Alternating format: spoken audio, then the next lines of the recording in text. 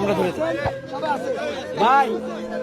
প্রিয় ছাত্র জনতা ভাইরা, আপনারা কি আসলেই হাদির হত্যার বিচার চান? তাহলে বসে যেতে হবে ভাই, আপনারা সকলে বসে যান। হাদির হত্যার বিচার চাইলে বসে যান।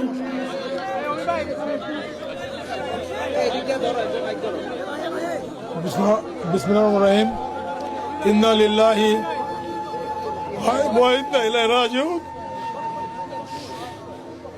ভাই একটু বসি আমরা, প্লিজ অনুরোধ করছি, সবাই একটু বসি ভাই, সবাই বাড়াবাড়ি করেন না।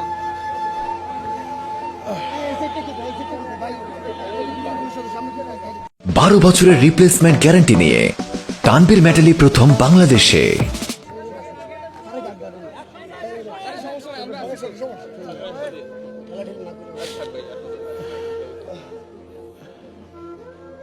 শহীদ হাদি আমাদের সন্তান।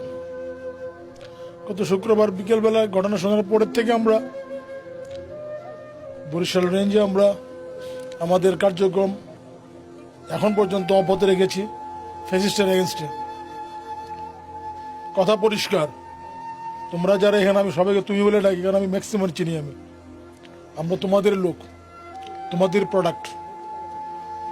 মহান মুক্তিযুদ্ধের পদ্ধতিতে দেশ গঠিত হলো 54 বছর নিশ্চয় ব্যত্যয় ঘটেছে বলেই রক্তাক্ত 5ই আগস্ট হয়েছে গত বছরের।